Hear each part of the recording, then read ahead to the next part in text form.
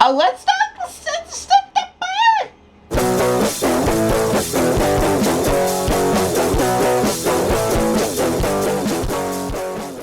Hey everyone, welcome to another episode of Spin It Reviews. Today, I'm putting out another old collab review, just putting off when I get to the actual real ones that require effort. Today, about a month after the album came out, I'm going to be talking about the new Linkin Park called One More Light, but I'm not doing it alone, no sir, as you can tell from this angle and my headphones.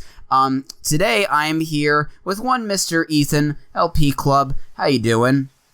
I'm good. How you doing, Mark's audience? What audience? Like you said. Today we're going to be talking about the newest from Linkin Park, and yeah. Mark, why don't you take it away with your spiel? Sounds good.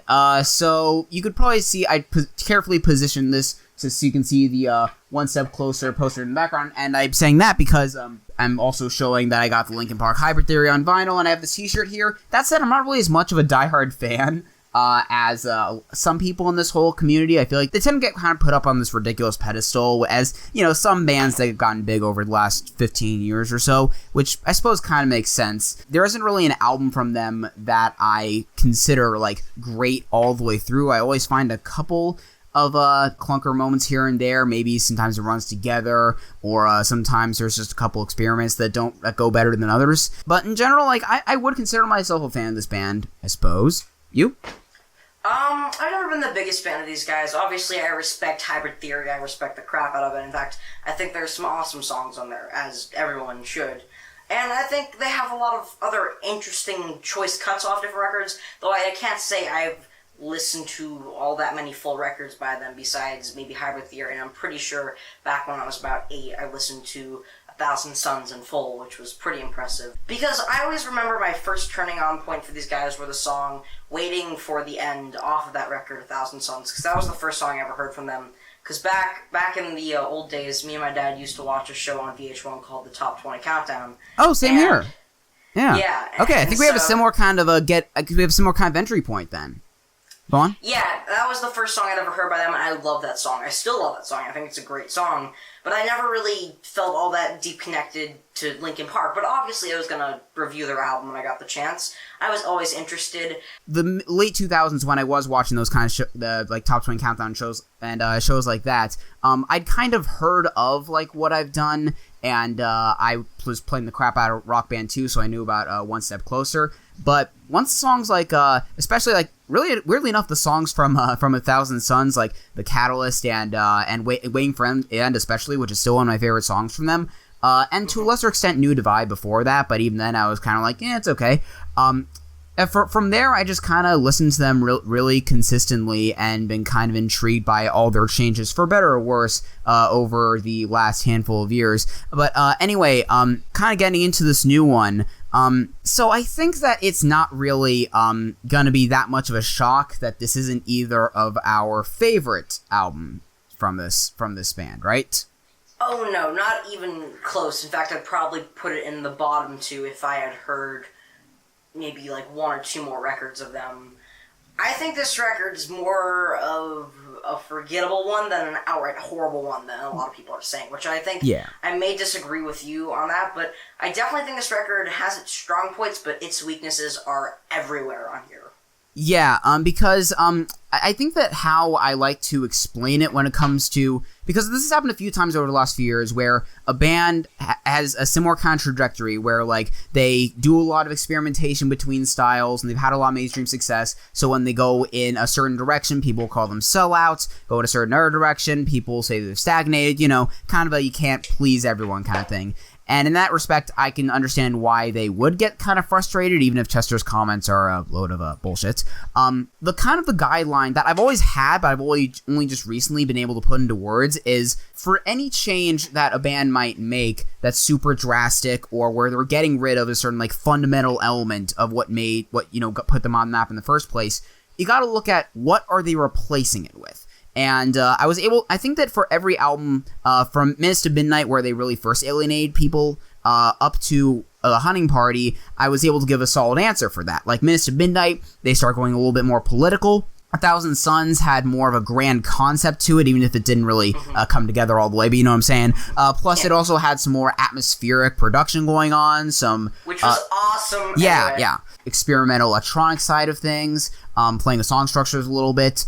Then Living Things was kind of an amalgamation of everything they'd done at that point, plus some more kind of noisier, glitchier, sort of hip-hop style production that really allowed Mike to come through in probably the best way he had in quite a long time. The Hunting Party from a few years ago was kind of held a return to form for people for being, like, definitely their heaviest record to date. It was weird to me that anyone still missed the old Linkin Park after that record because, like, you can tell they just had this kind of nostalgia-blinded view of, like, Hybrid Theory being the heaviest thing ever when they said that they were still getting too mainstream with the Hunting Party, but I digress. So you get the idea. Like, for anything that they got rid of, they were able to supplement it by having a new, fresh direction to replace it with, or something to go back to and have a right mixture and all that. This time around, they just kind of phoned it in. There are moments on this thing where it sounds like they're trying to have this kind of punchier effect, where some, like, the melodies are placed and where some of the emphasis is, but they just lack the power that maybe some of their earlier stuff would have had. Yeah, oh, you know what? Actually, I should probably say that this is a record where a lot of the time I found myself, going back to how the other records worked and this one didn't, like, deflecting all of, like, the defenders of the band, and not to say that, my opinion's more right than theirs, but, if we were talking just a discussion about how, they might, like, I posted something on Symbol a while back about how they're saying, like, oh, you just hate anything that's soft and poppy, and crap, I forgot to turn my lamp on. That totally destroyed the point of me setting that up. Maybe I'll change the lighting and editing, I don't know. But anyway, how they're just saying, like, oh, you just hate anything that's soft and poppy, but meanwhile songs like Leave Out All the Rest and Iridescent Exist, which actually have these fantastic builds to them, or, like, have, like, a potent lyrical message or something like that. Or, like, oh, you just hate them working with featured artists in the case of something like Heavy, but meanwhile, like, on the last album, you had freaking Rakim on Guilty All the Same completely killing it. For an album that, like, that is, like, touted as, like, this bold new direction, like, a lot of the time, they just sound like they're doing stuff they've done before, but just in a less potent way. And I'm sorry, it's kind of be going on a little bit of a rant here. I'm going to let you have your piece in a minute. But it's like, case in point, the song Good Goodbye is... Oh, yeah. Lost in the Echo is one of my favorite songs theirs. I think that song kind of captures everything that people could like about a Linkin Park song. And if you even time it with, like, the timing of the verses and choruses and everything, and even lyrically, Good Goodbye is basically if you took Lost in the Echo and castrated it. Yeah, and one of the things that surprised me about that song, especially Good Goodbye, is you have two really talented MCs on this track. Pusha T made one of my favorite albums of 2015, I want to say. Yeah, it was 2015. And Stormzy's latest was pretty solid. So, seeing them show up on here, I'm pretty sure Good Goodbye was like a promotional single. When I heard this, how phoned in and just bland their verses sounded was so surprising. And considering the fact that this song is kind of irritating production-wise with the chopped-up, high-pitched vocal samples coming in and the chorus, this song wasn't doing, like, anything to impress me, and that was frustrating because when I first saw this track listing, I was like, awesome, Pusha T. I like Stormzy too. I was excited for this song, and then as soon as I heard it, I was like, the song has no power, the verses are bland. Chester sounds just not good on most of the songs on this album. And you know what, especially on this song, and, like, really the first two songs in this, and to extent other ones, is that he's just kind of dumbing down his melodies and just kind of going to this kind of lazy sing-song melody, this kind of... They did say earlier on in interviews that, like, they changed the way they wrote songs and, like, wrote the melodies before the instrumentation and stuff like that, which is fine in theory, but... I think it also meant that they didn't really have any guideline to go by, so the melodies, even when in the parts that are supposed to be catchy, can just kind of wander around. And going back to Good Goodbye, the one point I'll give it is that Mike sounds pretty good on, like, the triplet flow he has going on there, and it's nice to have at least one song here where he's rapping, even though that's not necessarily a deal breaker, but still. I'm kind of on the opposite side with their two rappers on here. I haven't really gotten into either of them, even though I know I probably should at some point, but it says a lot that even with Pusha T's verse, it sounded like a really talented rapper that's phoning it in. Like, the flows were good, but he was just saying the most stock stuff on it, you know? It's like a Kendrick stock verse on one of those pop songs he does. It's basically Push's equivalent of, like, Don't Wanna Know. Exactly.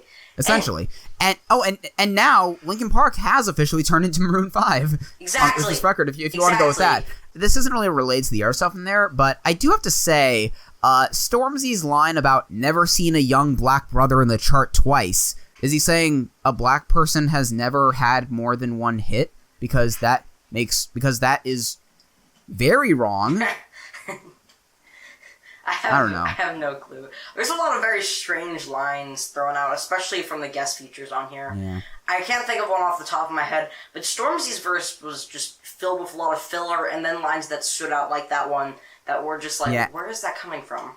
Yeah, and also, like, him saying, like, no, I got a tune with Linkin Park. Hey, that was actually a pretty good impression. But I'm imagining him saying that line, like, in front of his grime, like, contemporaries, and them just being like, yeah, whatever.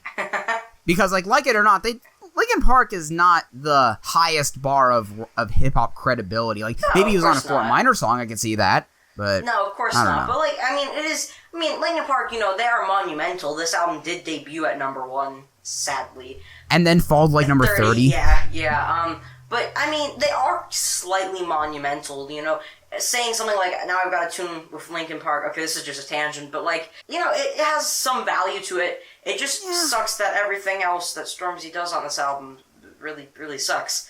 But, yeah, now enough of this song. I'm sorry, so you were talking about, like, what are the strengths of this album? Mm-hmm. So this is gonna sound weird, and what I did not expect is that Mike, like, on the moments where he sang lead, I think that he actually came through as a better pop songwriter than Chester. Oh yeah, Chester's voice does not suit any of these songs. Especially, I mean, if we're talking, like, heavy especially, like, I mentioned it, like, in a podcast a while back, but he's... No, I'm not talking about that. I'm talking about the verses where he is just... He's doing a Nash impression, like the guy that did that I Hate You, I Love You song. Yes. That fun fact, came to San Diego for a show and they literally had to give away tickets in an email I got, despite having a top 10 hit. But it's just the way, especially that he says panic. The way that he says that one word may be the single worst thing about this album. Yeah, Heavy is a really terrible song. Yeah, and like the one credit I'll give it is the one moment in the end of the first chorus where they have Kiiara say the last line. That was kind of a cool moment and probably brought it from a 3 to 4 out of 10 for me. Yeah. But aside from that, like it's a cool idea. It's just used in a really bad song. It's just a weak sounding song, and that's a lot of my issues with most of this album. Going back to the things we like, you know, flipping that on its head, one of the songs that definitely didn't sound weak here, for at least me, was Talking to Myself. This song actually had some power. You know, there's a good guitar groove there. Really love that lead melody. Chester doesn't sound awful on this one for once. Yeah, he's actually putting a little ump into that chorus, and I'm like, dude, it's just too bad he couldn't put that on like literally any other song. Yeah, like that's easily my favorite one. But there's one other I really like, and it's probably just because I kept putting this on for like a month. I was like, hey, you know, this one's not too bad. I gotta be honest, I really like Nobody Can Save Me.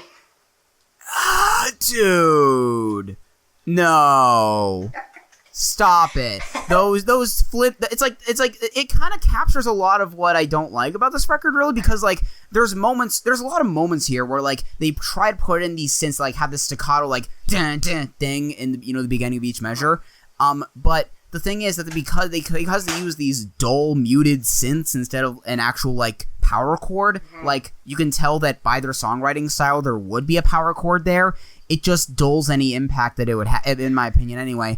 And also like the chipmunk stuff going on around it, it kind of sounds like they're just trying to bite off like a Drake beat, basically. I'm gonna say anything I think that comes out of Chester's mouth, be it his vocal tone or the lyrics or just the chipmunks re-recording it, is awful on this song. But I think this is one of the other songs where the instrumentation has just a slight bit of power to it. When it hits that chorus does get really stuck in my head sometimes, and I do genuinely enjoy this song. I suppose, I don't know. Because, like, the thing is that, especially if we're going to go into lyrically, on this thing. I think that Nobody Can Save Me and Heavy are the two prime examples to me of, it's kind of hard to put into words before, like, why, relatable, like, edgy, my god, yeah, Tumblr kid. That too. But, like, what I'm going to compare it to the older stuff in that, like, you know, it's easy to make fun of, you know, crawling in my skin, you know that. Yeah. But say what you want about those songs, they had some damn catharsis to them. Oh, yeah. And, like, they were broad, but, like, you can see, like, if a teenager, like, with some emotional issues or just, like, general, like, anxiety or anger or something like that, was relating to it, we were like, you know, I would get it. But for this stuff, it's just it's like, even as a millennial, why I hate millennial angst in music so much, because it's just so mopey and whiny and lacking any real conviction, and just thinking it's cooler to just kind of laze around and not put any real sincere emotion into it and just kind of have this aloof attitude, and I'm just sick of it. The worst case of that on here, besides Heavy, is actually Battle Symphony. Oh, yeah. I think Nobody Can Save Me, while it does suck, it doesn't suck as hard as Battle Symphony, because Battle Symphony is just a song that might as well be Fight Club. Not Fight Club. I was going to say the exact same thing, because, like, they said in an interview that they can't be hopping on the newest trends because they make their albums in, like, 12 to 18 months. They would be behind. But, case in point, Battle Symphony, Fight song, they basically heard that song and was like, hey, let's make that, right down to when the chords hit in the chorus and, like, the amount of lines and sort of the melodic progression of it, how like nondescript it is. I keep using the word flimsy, but it's just so appropriate, like flimsy, wimpy excuse for a self-empowerment anthem out there. Also, prime example of, like, don't use that synth there, it just doesn't work. Just play a damn power chord. Like, Brad, you said that on your guitar. You're saying, and he said in an interview, like, oh, you know what, it's just more subtle. It's just you know, stuff you're not really gonna notice as much. You know, I'm doing more guitar than ever. You know, but that's just code for him being shoved way to the back of the mix. That's what it is. Yeah, this song's pretty much terrible. I think this is probably my least favorite on here, along with Heavy. These two are my least favorites. Yeah, and there are, like, a few other songs on here that I find tolerable. Like I said, I think there are probably 4 tolerable ones on here. Yeah, I mean, I'm sorry. It's actually, I feel like I should touch on a couple of the other positive ones that you touched on. Like, talking to myself, I actually do think that works, like, in the same way that, let's say, like, Burn It Down does, in that, like, it actually sounds like a good Linkin Park pop song, in that the synths have this really bright tone to them, but they're fusing it with the guitar sound, even if I wish it stuck around a little more, but hey, take what you can get.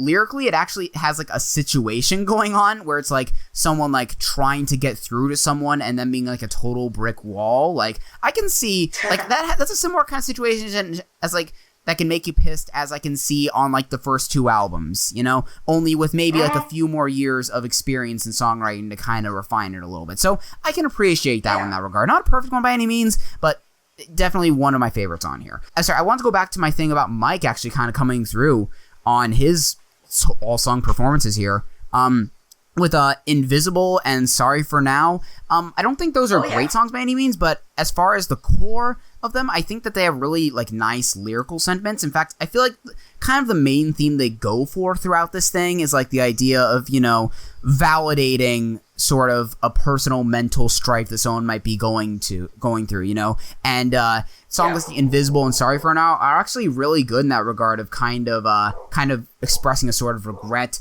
And damn it, dog! Yeah, you said Invisible's a good song. Yeah, I mean, I actually agree. It grew on me a little bit because, like, and I do have my issues with it. Like, the instrumentation is kind of dull and uninteresting. There's, like, a couple little nitpicks, especially in the chorus, of, like, especially the main line, if you felt invisible, I won't let you feel that now. Like, it's such, like, this unfinished metaphor, you know what I'm saying? Where it's, like, it was so easy to go through on that as, like, the line to lead into the drop.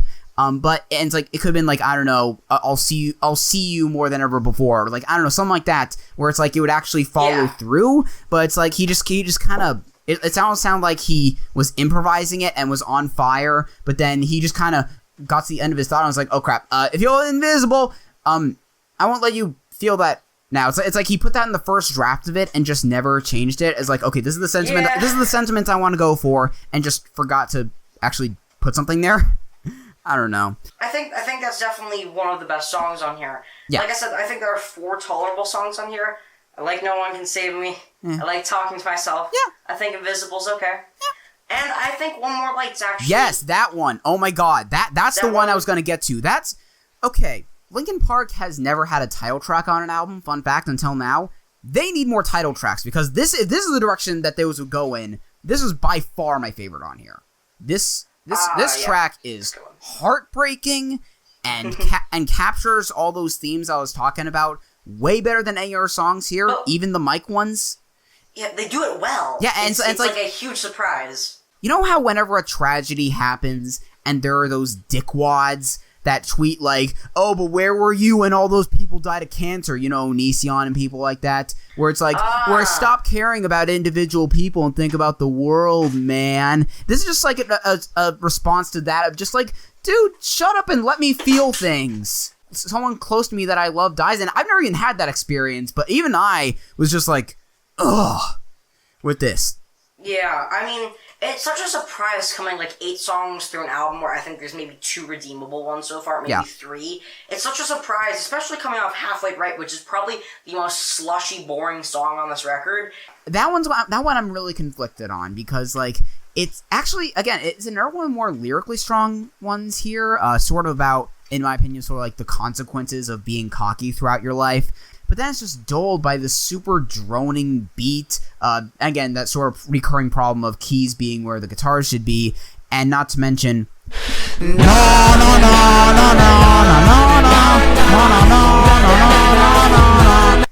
Absolutely, it's just not a song that comes together. We were talking about One More Light and how it's such a surprise off Halfway Right. Halfway Right is such a mute and damp song that it doesn't. It's.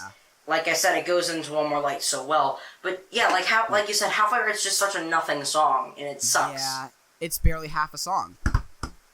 Exactly. I'm sorry. I was the whole way wrong on that one. So anyway, back to the heartbreaking song about death. But yeah, like there's just some incredible imagery on that track, especially like the one more kitchen chair in the kitchen than there should be. And just the little delay effect on the synth, it just adds this extra emptiness to it. It's just, you know? And then we go from that incredible, gorgeous, emotional high that will go down as a highlight of their entire career to an Avicii ripoff. Yeah, Sharp Edges is one of the worst songs here. Easily. Yeah.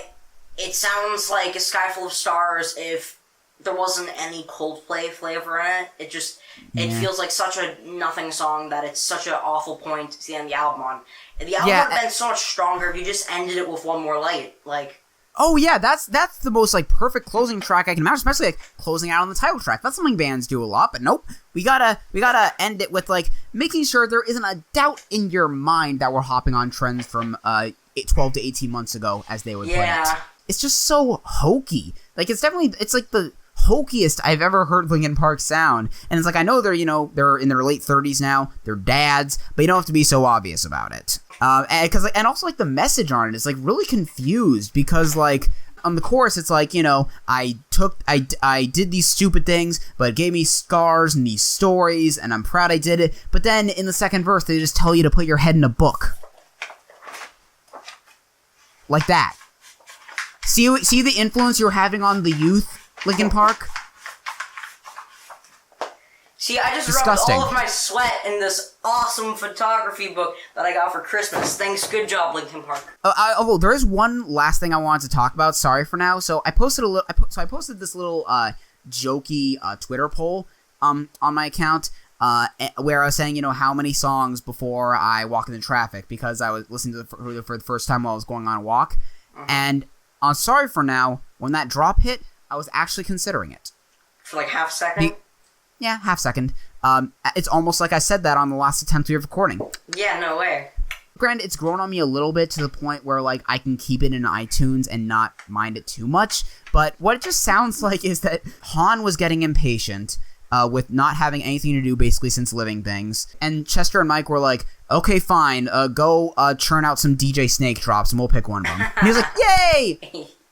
I get a song. I can twist some vocal samples for 10 seconds, and those millennials will love it.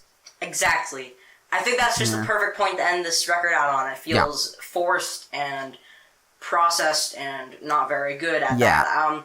Sorry, go ahead. Normally how I end up my videos, I do the my favorite songs or least favorite songs by score, but since this is going up on your channel, I don't know how you want to exit it out here.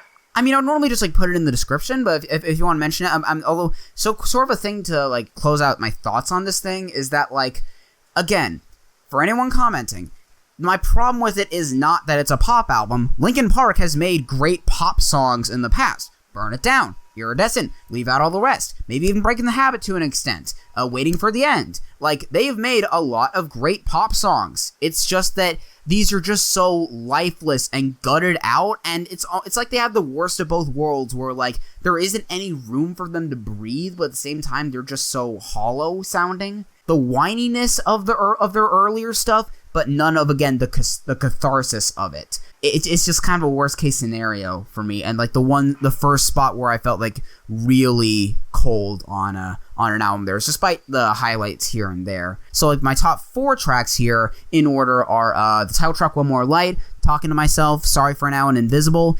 And for the least favorites, definitely Battle Symphony, definitely Sharp Edges, and I'm gonna go Heavy just because it set the tone for it, and it's only gotten worse over time for me.